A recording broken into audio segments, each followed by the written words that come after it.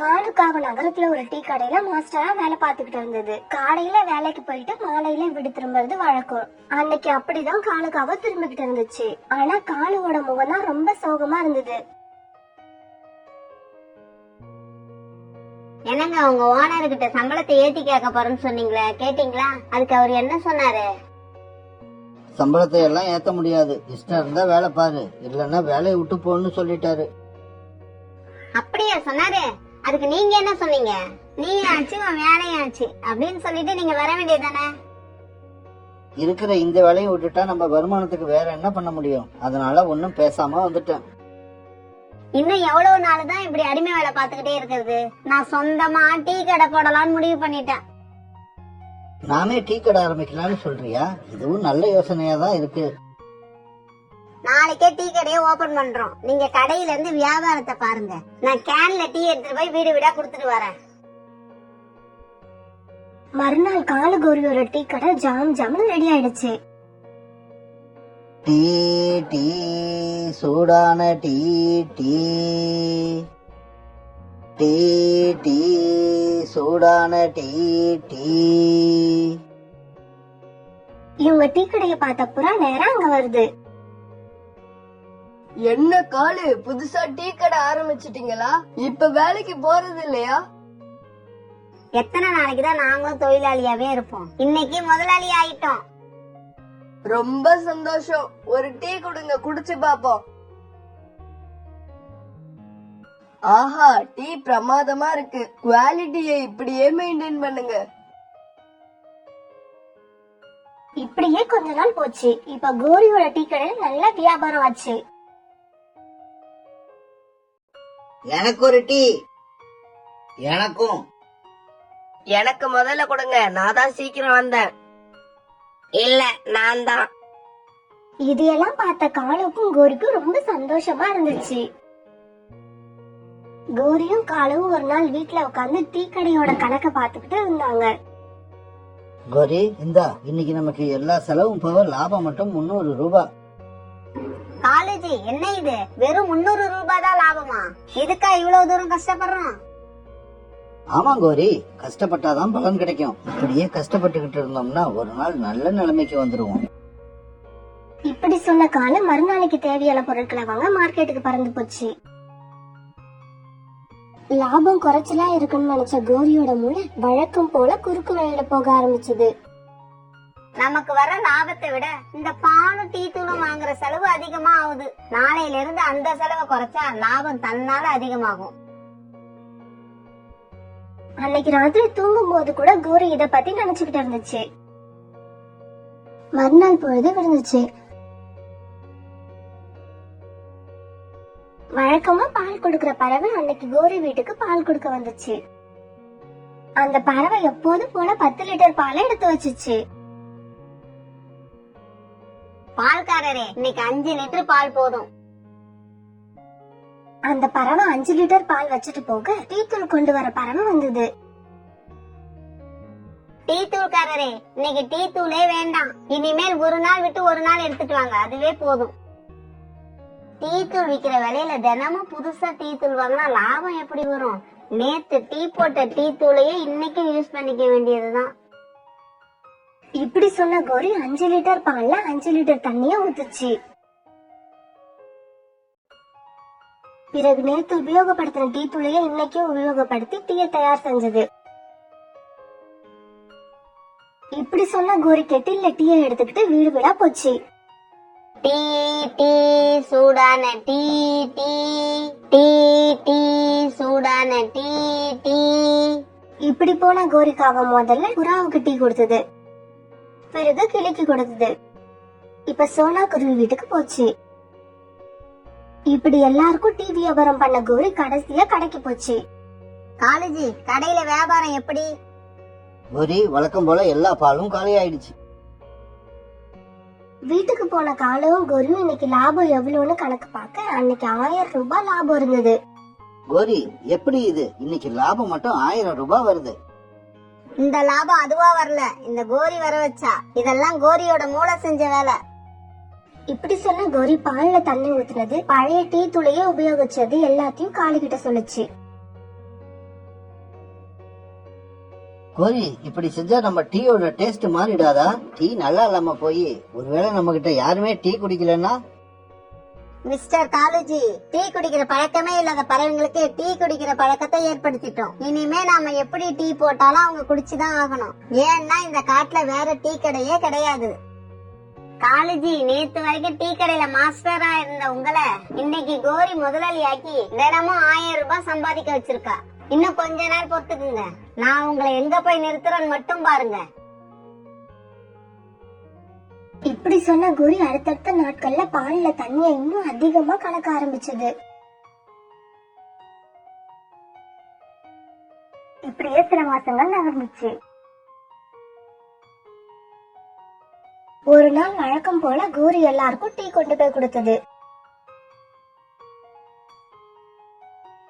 கோரி, வர வர உங்க டீ சுத்தமா சரியில்லை, வாயில வைக்க முடியல. என்னது, டீய வாயில வைக்க முடியலையா? டீய குடிக்கிறதுக்கு முன்னாடி வாய கொப்பளிச்சுட்டு அப்புறம் டீய குடி. இப்படி சொல்லிட்டு கோரி பறந்து போச்சு. என்ன இந்த கோரி இவ்வளவு திமிரா பேசிட்டு போகுது? இப்படி நினைச்ச புறா வீட்ல இருந்து கிளம்பி சோனா குருவி வீட்டுக்கு போச்சு. புறா சோனா குருவி வீட்டுக்கு போன சமயம் கோரியும் அங்க டீ கொடுத்துக்கிட்டு இருந்தது. கோரி அக்கா, என் குழந்தைக்காக நான் நேத்து உங்களை பால் எடுத்துட்டு வர சொன்னேன். ஆனா என் குழந்தை அந்த பாலை குடிக்கவே இல்ல. அதனால கொஞ்சம் பாலை எடுத்து நான் குடிச்சு பார்த்தேன். பால் ரொம்ப தண்ணியா இருக்கு. இப்படி இருந்தா குழந்தைங்க எப்படி பாலை குடிக்கும்? என்னது, பால் தண்ணியா இருந்துச்சா? ஒருவேளை மாடு நிறைய தண்ணி குடிச்சிருக்கோம்னு நினைக்கிறேன். கோரி அக்கா, நான் சீரியஸா பேசிக்கிட்டு இருக்கேன். நீங்க என்னடானா ஜோக் அடிக்கிறீங்க? சோனா, நானும் சீரியஸா பேசவா? இஷ்டம் இருந்தா வாங்குங்க, இல்லன்னா போய்கிட்டே இருங்க. இப்படி சொல்லிட்டு கோரிக்காவ அங்க இருந்து பறந்து போச்சு. சோனா, பாத்தியா கோரி எவ்வளவு திமிரா பேசிட்டு போகுது? அது திமிர அடக்கணும். புறா அண்ணா, கோரி கிட்ட இப்ப நிறைய பணம் சேர்ந்துருச்சு. அதனாலதான் திமிர் வந்திருக்கு. நீங்க கொஞ்சம் ஒத்துழைச்சா ஒரே மாசத்துல அந்த திமிரை அடக்கிடலாம். அப்படியா? நான் என்ன செய்யணும் சொல்லு.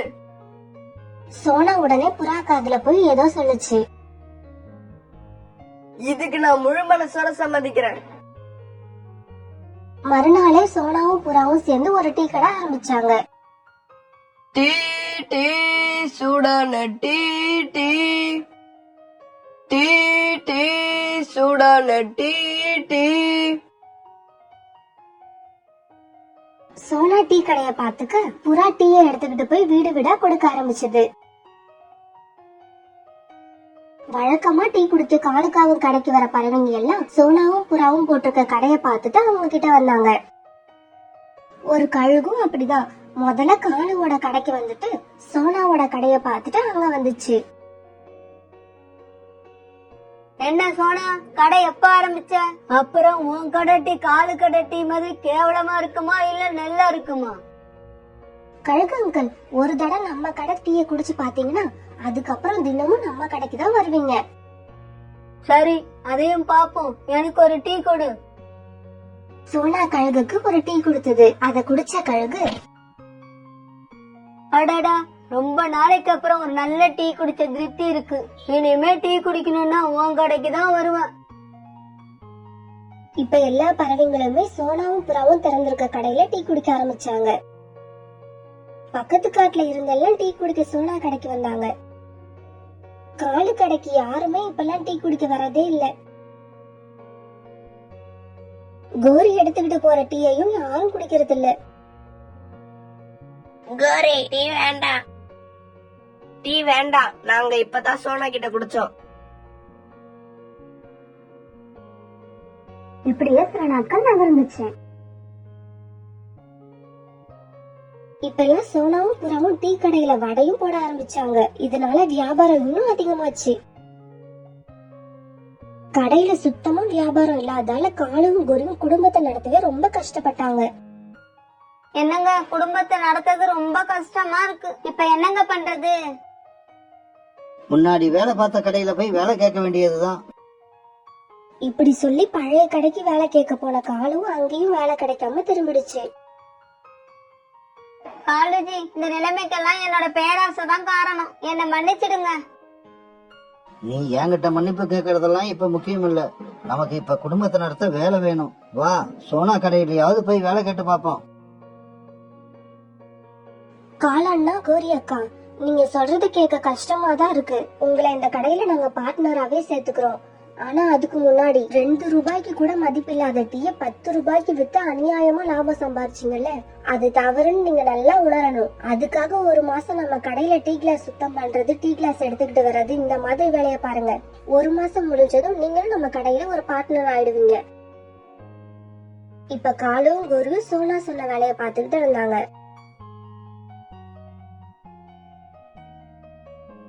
நான் உங்களை எங்க கொண்டு போய் நிறுத்துறேன் பாருங்க, நான் உங்களை எங்க கொண்டு போய் நிறுத்துறேன் பாருங்கன்னு அடிக்கடி சொல்லுவியே.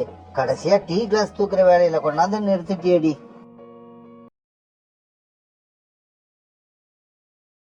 ராக்கிக்கு கல்யாணம் பண்ணி தான் மனைவிய அன்னைக்குதான் தன்னோட காட்டுக்கு அழைச்சிட்டு வந்தது.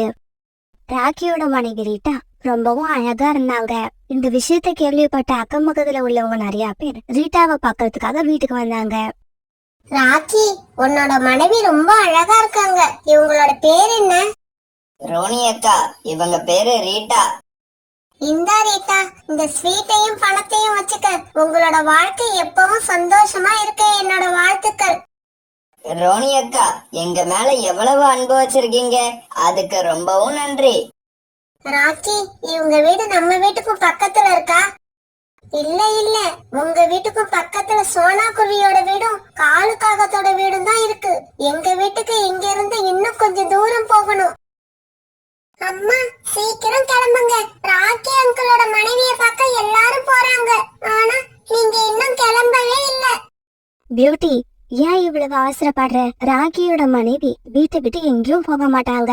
நம்ம பக்கத்து வீட்டுலதான் எப்பவும் இருப்பாங்க. இருப்பாங்கதான், இருந்தாலும் கல்யாண பொண்ணு மேக்கப்ல இன்னைக்கு மட்டும் தானம்மா இருப்பாங்க. நான் இன்னைக்கே அவங்கள பார்க்கணும். நம்ம காட்டுக்கு புதுசா வந்தவங்க வெறும் கையை வீசிக்கிட்டா போய் பார்க்க முடியும்? இரு, நான் போய் ஏதாவது இனிப்பு வாங்கிட்டு வந்துடுறேன், அப்புறம் போகலாம். இப்படி சொன்ன சோனா குருவி பிறகு இனிப்பு வாங்க பறந்து போச்சு. காலுஜி, ராக்கி கல்யாணம் பண்ணி தான் மனைவியை வீட்டுக்கு அழைச்சிக்கிட்டு வந்துருச்சா? உங்களுக்கு ஏதாவது விஷயம் தெரியுமா? எனக்கு என்னவோ அழைச்சுக்கிட்டு வந்த மாதிரி தான் தெரியுது.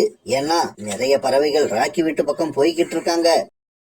ராக்கியோட மனைவி சுமாரா தான் இருக்காளா, இல்ல என்ன மாதிரி அழகா இருக்காளான்னு நானும் போய் பார்த்துட்டு வந்துடுறேன். கோரி, ராக்கியோட மனைவி அழகா இருக்காளோ இல்லையோ, ஆனா கண்டிப்பா உன்ன மாதிரி கருப்பா இருக்க மாட்டா. என்ன ஜக்கு, அப்பா அடிச்ச ஜோக்குக்கு சிரிக்கிறியா? நான் உன்னை கண்டிப்பா ராக்கி வீட்டுக்கு அழைச்சிட்டு போக மாட்டேன். கோரி, அவன் ஏதோ தெரியாம சிரிச்சிட்டான், மன்னிச்சுட்டு. அவனையும் அழைச்சுக்கிட்டு போய் ராக்கியோட மனைவிய பாத்துட்டு வா. அப்படியே திரும்பி வர்றப்ப அவங்க வீட்டுல இருந்து கொஞ்சம் இனிப்பையும் எடுத்துக்கிட்டு வா. காலேஜி, உண்மையிலேயே ஏதாவது ஸ்வீட் கொடுப்பாங்கன்னு தான் போறேன். மத்தபடி ராக்கியோட மனைவிய பாக்கணும்னு எனக்கு ஒன்னும் ஆசை இல்ல. இப்படி சொன்ன கோரிக்காகும் பிறகு ஜக்குவை அழைச்சுக்கிட்டு ராக்கி வீட்டுக்கு பறந்து போச்சு. இந்த சமயத்துல சோனா குருவியும் தன்னோட பொண்ணு பியூட்டிய கூப்பிட்டுக்கிட்டு ராக்கி கிளி வீட்டுக்கு வந்துகிட்டு இருந்தது. ரீட்டா, எதுக்கு இந்த மோதிரத்தை கழட்டி வச்சுட்ட? பிடிக்கலையா உனக்கு? அப்படி இல்லங்க, அது சைஸ் கொஞ்சம் சின்னதா இருக்கு, அதனால விரல்ல போட ரொம்ப கஷ்டமா இருக்கு.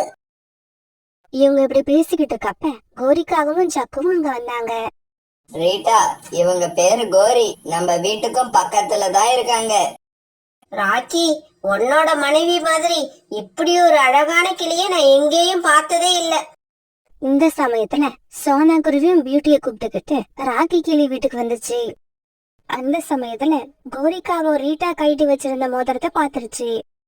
அதே சமயம் ஜக்குவும் அந்த மோதிரத்தை பார்த்தான். உடனே அந்த மோதிரத்தை திருட நினைச்ச கோரிக்காவும் ஜக்குவை பார்த்து கண்ணடிச்சது. ஜக்குவும் அம்மாவோட எண்ணத்தை சரியா புரிஞ்சுக்கிட்டான். ராக்கி அண்ணா, நான் இன்னும் கொஞ்ச நேரம் கழிச்சுதான் வரையான்னு இருந்தேன். ஆனா பியூட்டி என்னை விடவே இல்ல. ராக்கி அங்கிளோட மனைவிய உடனே பாக்கணும்னு என்ன தொந்தரவு பண்ணி அழைச்சிட்டு வந்துட்டா. இந்தாங்க, இந்த ஸ்வீட்டையும் பணத்தையும் வச்சுக்கோங்க. ராக்கி, நான் கூட வீட்ல ஸ்வீட் வாங்கி வச்சிருந்தேன். ஆனா பாரு, அதை எடுத்துக்கிட்டு வர மறந்துட்டு இங்க வந்துட்டேன்.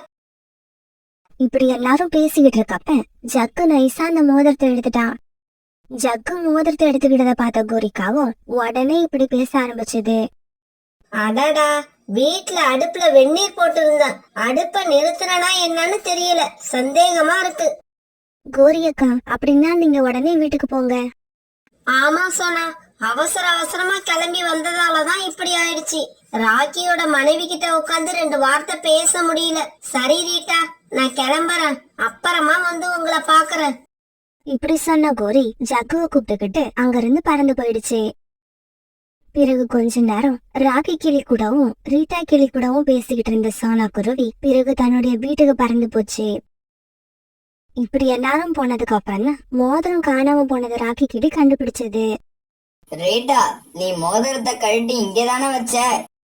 நீ மோதிரத்தை கழட்டி வச்சதுக்கு அப்புறம் நம்ம வீட்டுக்கு கோரிக்காகவும் சோனா குருவியும் மட்டும்தான் வந்தாங்க.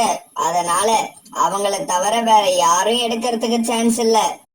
ராக்கி, அப்படின்னா வாங்க நம்ம சோனா குருவி வீட்லயும் கோரிக்காவ வீட்லயும் போய் கேட்டுட்டு வருவோம். ரீட்டா, நான் 2 பேர் குடும்பத்தோடயும் ரொம்ப காலமா பழகிக்கிட்டு இருக்கேன். இப்படி திடீர்னு போய் நீங்க தான் அந்த மோதிரத்தை எடுத்தீங்களான்னு நான் கேட்க முடியாது. அதனால என்ன, அந்த மோதிரம் நம்மளோடது இல்லைன்னு நினைச்சு விட்டுற வேண்டியதுதான். ஒரு மோதிரத்துக்காக இத்தனை வருஷம் நட்பை என்னால விட முடியாது. இவங்க அப்படி பேசிக்கிட்டு இருக்கப்ப புறா அங்க வந்தது. என்ன ராக்கி, எல்லாரும் வந்துட்டு போயிட்டாங்க போல இருக்கு. நான் தான் ரொம்ப லேட்டா வர்றேன்னு நினைக்கிறேன்.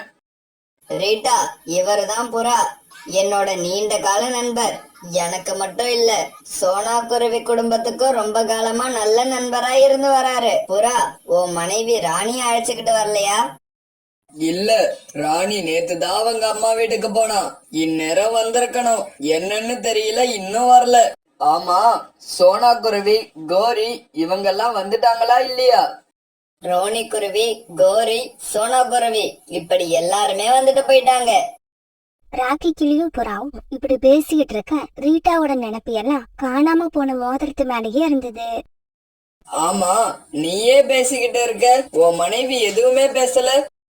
அது அது வேற ஒண்ணும் இல்ல, நம்ம காட்டுக்கு புதுசா வந்திருக்கால, அதனாலதான். இல்ல புறாண்ணா, கொஞ்ச நேரத்துக்கு முன்னால நாங்க வீட்டுல வச்சிருந்த ஒரு மோதிரத்தை காணோம். அதை யார் எடுத்தான்னு தெரியல. ராக்கி கிளி யார்கிட்டயோ சொல்ல வேண்டாம்னு நினைச்ச ஒரு விஷயத்த ரீட்டா கிளி புறா கிட்ட சொல்லிடுச்சு. அப்படியா? அப்படின்னா உங்க வீட்டுக்கு யார் யார் வந்தாங்கன்னு நல்லா நினைச்சு பாருங்க. அதுல ஒருத்தர் தான் கண்டிப்பா அந்த மோதிரத்தை எடுத்திருக்கணும். புறா, எங்களோட கணக்குப்படி சோனா குருவியும் கோரிக்காகவும் வந்துட்டு போனதுக்கு அப்புறம் தான் மோதிரம் காணாம போயிருக்கு. அப்படின்னா சந்தேகமே வேண்டாம், இத கோரிக்காகம் தான் எடுத்திருக்கணும். ஏன்னா சோனா குருவிய பத்தி எனக்கு நல்லா தெரியும். அது கண்டிப்பா எடுத்திருக்காது. புறாண்ணா, யார் மேலயும் இந்த அளவு நம்பிக்கை வைக்கிறது தப்பு. ஏன்னா காசு, பணம், தங்கம் இதெல்லாம் யார் மனசு வேணாலும் எப்படி வேணாலும் மாத்தலாம். ரீட்டா, நீ நம்ம காட்டுக்கு இன்னைக்கு தானே வந்திருக்க. போக போக சோனாவை பத்தி தெரிஞ்சுப்ப. புறா, காணாம போன மோதிரத்தை கண்டுபிடிக்கணும். ஆனா அதே சமயம் சோனா குருவிக்கும் கோரிக்காகத்துக்கும் நாம அவங்கள சந்தேகப்படுறோங்கிறது தெரியக்கூடாது. ராக்கி, நீ கவலைப்படாத. நீ நினைக்கிற மாதிரியே கோரிக்காகத்துக்கிட்டையும் சோனா குருவி கிட்டையும் நீங்க மோதிரத்தை எடுத்தீங்களான்னு கேட்காமலேயே அதை யார் எடுத்ததுன்னு கண்டுபிடிக்கிறேன். இவங்க இப்படி பேசிக்கிட்டு இருக்கப்ப அம்மா வீட்ல இருந்து திரும்பி வந்த ராணி புறாவும் அங்க வந்துருச்சு. ராணி, நீயும் நல்ல சமயத்துல தான் வந்திருக்க. நீ கழுத்துல போட்டு இருக்க நெக்லஸ் மாதிரி உங்க அக்கா கிட்டயும் ஒண்ணு இருக்குல்ல? ஆமா, அவங்களும் இதே மாதிரி ஒரு நெக்லஸ் வச்சிருக்காங்க. அதுக்கு என்ன இப்போ? இல்ல ராணி, சும்மாதான் கேட்டேன். ராக்கி, எனக்கு ஐடியா கிடைச்சிருச்சு. நாளைக்கே உன் மோதிரத்தை எடுத்து அவங்கள கண்டுபிடிச்சிடுறேன். மறுநாள் புறாவும் ராணி புறாவோட அக்கா வீட்டுக்கு போய் அவங்க வச்சிருந்த நெக்லஸ வாங்கிட்டு தன்னுடைய காட்டுக்கு திரும்பி வந்தாங்க. ஏங்க, எங்க அக்காவோட நெக்லஸ் வச்சு திருட்டு போன மோதிரத்தை எப்படி கண்டுபிடிக்க போறீங்க? ராணி, அது ரொம்ப சிம்பிள். அத நான் அப்புறமா சொல்றேன். இப்ப நாம கோரிக்காகத்தையும் சோனா குருவியையும் பார்த்தாக்கணும். இவங்க இப்படி பேசிக்கிட்டே வந்துட்டு இருக்க இப்ப நதிக்கரையில சோனாவும் கோரிக்காகவும் உட்கார்ந்து இருக்கத பாத்துட்டாங்க. உடனே புறாவும் ராணி புறாவும் அவங்க கிட்ட போனாங்க. வாங்க புறாண்ணா, உங்களை பார்த்து ரொம்ப நாள் ஆகுது. ராணி, நீ என்ன உன் கழுத்துல ஒரே மாதிரி 2 நெக்லஸ் போட்டு இருக்க? வேற டிசைன்ல எடுக்க கூடாதா? கோரி, ஒரு நெக்லஸ் தான் எங்களோடது, இன்னும் ஒண்ணு மந்திரத்தால வந்தது. என்னது மந்திரத்தால வந்ததா? கொஞ்சம் தெளிவா சொல்லுங்க. ராணியோட அம்மா வீட்டுக்கு போயிட்டு வர்றப்ப வழியில சாமியார் ஒருத்தரை பார்த்தோம். அவரு தன்னோட மந்திர சக்தியால நாம கொடுக்கிற தங்க நகைகளை 2ஆ திருப்பி தராருன்னு கேள்விப்பட்டோம். அப்படியா? இது ரொம்ப ஆச்சரியமா இருக்கு. நான் கூட ஆரம்பத்துல நம்பிக்கை இல்லாம தான் போனேன். போய் ராணியோட நெக்லஸ கொடுத்ததும் அதை அப்படியே 2ஆ மாத்தி எங்க கையில கொடுத்துட்டாரு. சரி, நாங்க கிளம்புறோம். எங்களுக்கு வீட்டுல கொஞ்சம் வேலை இருக்கு. புறா, அந்த சாமியார் எங்க இருக்கான்னு கொஞ்சம் சொல்லிட்டு போ. நம்ம காட்டு தாண்டின உடனே பெரிய ஒரு மலை இருக்குல்ல, அதோட அடிவாரத்துல தான் அவரு உட்கார்ந்து இருக்காரு. இப்படி சொன்ன புறா ராணி புறாவை அழைச்சுக்கிட்டு அங்கிருந்து பறந்து போச்சு. இப்படி போன இவங்க ராக்கி கிளி வீட்டுக்கு போய் அவங்களையும் கூப்பிட்டுக்கிட்டு வந்து ஒரு மரத்துல உட்காந்து கோரிக்காக வீட்டையும் சோனா குருவி வீட்டையும் கண்காணிக்க ஆரம்பிச்சாங்க. பிறகு தன்னோட வீட்டுக்கு அவசரமா போன கோரிக்காகும் ரீட்டா கிளியோட மோதிரத்தை எடுத்து ஒரு பையில போட்டுக்கிச்சு. ஜக்கு, சீக்கிரமா என் கூட வா. நாம புறா வீட்ல இருந்து திருடின மோதிரத்தை இப்ப நாம 2 மோதிரமா ஆக்க போறோம். அம்மா, எப்படிம்மா அது? அதையெல்லாம் போற வழியில சொல்றேன். சீக்கிரமா என் கூட வா. அப்புறம் வழியில யாராவது பார்த்துட்டு இந்த பையில என்ன இருக்குன்னு கேட்டா உன்னோட கிழிஞ்ச சூவை தைக்கிறதுக்காக எடுத்துக்கிட்டு போறோம்னு சொல்லணும். இப்படி சொன்ன கோரிக்காகும் ஜக்குவை கூப்பிட்டுக்கிட்டு அவசர அவசரமா அங்கிருந்து பறந்து போச்சு. கோரிக்காவா வீட்டுல இருந்து ஒரு பைய எடுத்துக்கிட்டு கிளம்புறத பார்த்த புறா, ராக்கி கிளி, ரீட்டா கிளி, ராணி எல்லாரும் உஷாராயிட்டாங்க. ஒரு இடத்துல கோரிக்காகத்தையும் ஜக்குவையும் வழி மறிச்சு நிப்பாட்டினாங்க. என்ன கோரி, அவசரமா எங்க போய்கிட்டு இருக்க? அதுவா, ஜக்குவோட ஷூ கிழிஞ்சு போச்சு, அத தைக்கிறதுக்கு போறோம். ஆமா, நீங்க எல்லாம் எதுக்கு இங்க உட்கார்ந்துருக்கீங்க? அது வேற ஒண்ணும் இல்ல, ராக்கி வீட்ல ஒரு மோதிரம் காணாம போயிடுச்சு. அதனால இங்க உட்காந்து போற வர்றவங்களோட பையெல்லாம் செக் பண்ணிக்கிட்டு இருக்கோம். ஆமா, நீங்க வச்சிருக்க பையில என்ன இருக்கு? இதை கேட்ட உடனே ஜக்குவுக்கு பயம் வந்துருச்சு. புறா அங்கிள், இதுல என்னோட ஷூ தான் இருக்கு. ரீட்டா ஆண்டி கிட்ட இருந்து திருடின மோதிரம் இதுல இல்ல. ஜக்கு இப்படி சொன்ன உடனே கோரிக்காகத்துக்கு செமையா கோபம் வந்துருச்சு. ஜக்குவை திரும்பி பார்த்து பயங்கரமா முறைச்சது. கோரிக்காக இப்படி முறைச்சு பார்த்ததும் ஜக்குவுக்கு இன்னும் பயம் வந்துருச்சு. அழ ஆரம்பிச்சுட்டான். அம்மா, சாரிம்மா, வாய் தவறி உண்மைய சொல்லிட்டேன். கோரி, இதுக்கு மேலயும் நீ உண்மைய மறைக்கிறதுல அர்த்தம் இல்ல. மரியாதையா அந்த மோதிரத்தை எடுத்து ரீட்டா கிட்ட கொடுத்துரு. பிறகு வேற வழி இல்லாத கோரிக்காகும் மோதிரத்தை எடுத்து ரீட்டா கிளி கிட்ட கொடுத்தது. ரீட்டா, நீ இந்த மோதிரத்தை எடுத்துக்கிட்டு ராணி கூட வீட்டுக்கு போ. நானும் புறாவும் போய் கோரி மேல போலீஸ்ல ஒரு கம்ப்ளைண்ட் கொடுத்துட்டு வந்துடுறோம். புறா, ராக்கி 2 பேரும் என்ன மன்னிச்சிடுங்க. நான் தான் மோதிரத்தை கொடுத்துட்டேன்ல, இதுக்கப்புறம் இந்த மாதிரி தவறு செய்யவே மாட்டேன். தயவு செய்து என்ன மன்னிச்சிடுங்க. இங்க பாரு கோரி, இப்பவும் போலீஸ்ல கம்ப்ளைண்ட் பண்ணாம நாங்க இருக்கிறது உனக்காக இல்ல, ஜக்குவுக்காக தான். தயவு செஞ்சு உன் மகனையும் உன்ன மாதிரியே வளர்த்துறாத. பிறகு கோரிக்காவும் ஜக்குவை கூப்பிட்டுக்கிட்டு அழுதுகிட்டே தன்னோட வீட்டுக்கு பறந்து போச்சு.